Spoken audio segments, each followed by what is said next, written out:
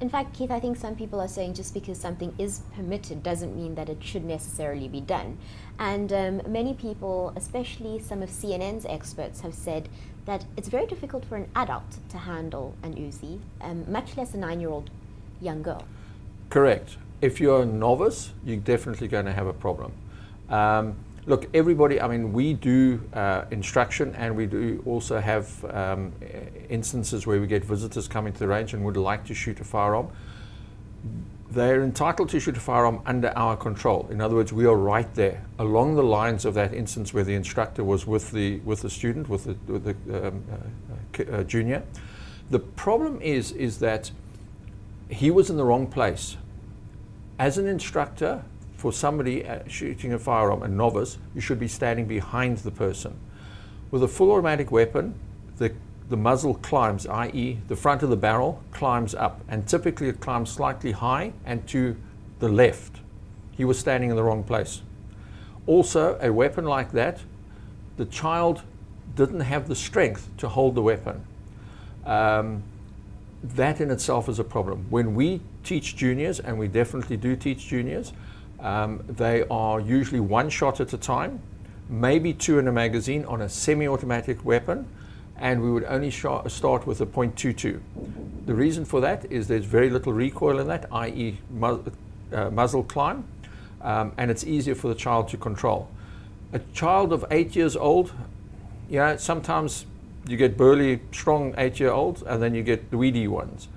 You've got to view each one individually. We often get people phoning and saying, oh, I've got some kids, can I bring them to the range? The answer is yes, under adult supervision, and or the parent must be there or the guardian must be there. When it comes to the actual shooting, that's where we control it. Yes, the parent might have a firearm and they would like the child to fire the firearm. If that firearm is of a caliber that is, in our opinion, excessive for the child, we will not allow it to happen, or will not allow the parent to teach the child. It's just too dangerous. This type of thing can happen, or what can happen is the child drops the firearm and it might go bang once it's hit the ground. Might. Under normal circumstances wouldn't, but it could happen. So we don't want that type of accident to occur.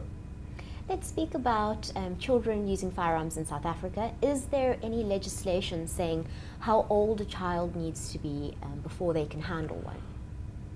Common sense. The answer is common sense. The problem is there is no, I stand to be corrected on this one, but as far as I can understand, there is no legislation indicating the minimum age. The problem is that there are a number of parents out there who just don't have common sense.